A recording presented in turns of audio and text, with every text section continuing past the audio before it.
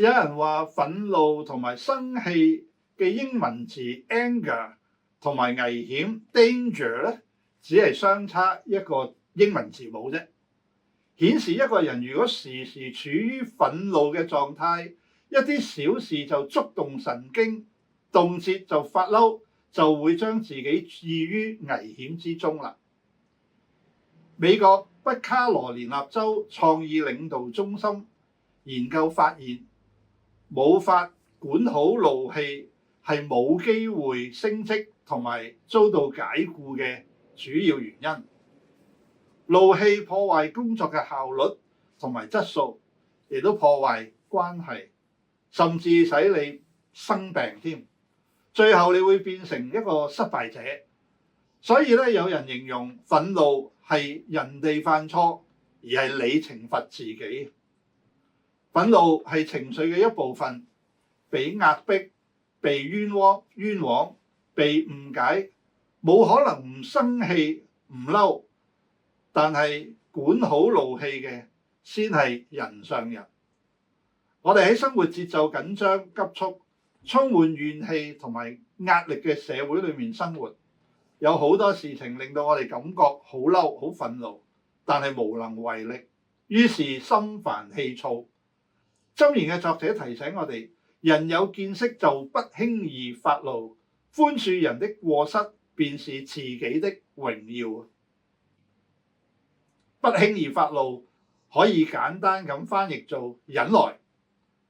希伯來文嘅字根同箴言第19章14節賢惠的妻嘅字根相同。換句説話講，忍耐同智慧係唔可以分割嘅。根據原文字面嘅解釋，忍耐係指到一個人氣上心頭，但係忍到個鼻子脹到紅晒，而一個人唔計較人哋對佢冒犯，冇因此而還擊，呢個就係佢嘅榮耀同埋勝利啦。但係我哋為咗保護自己嘅尊嚴同埋面子，同對方硬碰鬥氣，結果失去嘅就更多，甚至失去全部。正如咧有個廣告話，拗贏咗一場交，失去咗一個家，食得咩？有一個年輕人長途跋涉，排除萬難，靠住雙腳從東面走到去西面。記者咧讚歎佢嘅創舉同埋毅力，於是訪問佢話：你可唔可以話俾我哋知，喺咁艱難嘅過程當中，有乜嘢事最令你失敗同埋放棄嘅咧？年青人就答：最困難嘅唔係嗰啲陡峭嘅高山、熱辣辣嘅沙漠，而係隱藏喺鞋裏面嘅嗰啲細沙粒。我哋只係為咗好似一粒細沙嘅小事而令到情緒失控、感覺煩躁，想揾人嚟到出氣。當我哋被挑釁、受到刺激嘅時候，會作出強烈嘅反應。好多時候只係因為未聽得夠多，或者未聽得清楚。所以雅各提醒我哋，你各人要快快的聽，慢慢的說，慢慢嘅動怒。因為人嘅怒氣並不成就神嘅義。箴言作者話，有見識嘅人唔會單單睇事情嘅表面，衝動咁作出激烈嘅反應，佢會仔細咁去查究原因。一個有容人之量，處處為別人着想，內心從對方嘅角度去了解事情，而且識得寬恕，唔同人哋斤斤計較嘅人呢，唔單止贏取人哋嘅欣賞同埋尊重，上帝亦都因此得到榮耀。保羅話：親愛嘅弟兄，唔好自己申冤，寧可讓步，聽憑主怒，因為經上記着主說：申冤在我，我必報應。你嘅憤怒促使你想去報復，你就犯罪啦。因為只有上帝有權柄作出報應。上帝話：我必報應。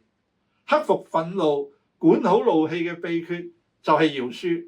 你如果能夠寬恕，就能夠從憤怒裏面得到釋放，否則你會俾你嘅怒氣折磨，害人亦都害己。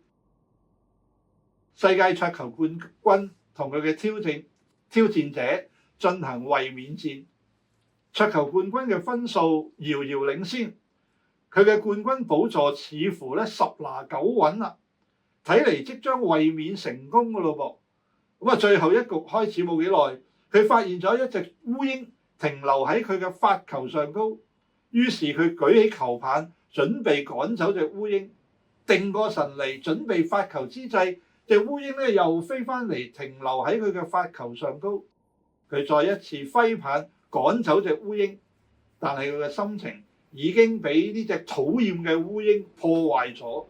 佢以為咧烏蠅全心咁即係揾佢笨啊，搞佢。佢再次準備揮棒發球，烏蠅又飛翻嚟停喺發球上高。觀眾睇到呢一位世界冠軍無可奈何嘅樣，大笑到捧住肚皮。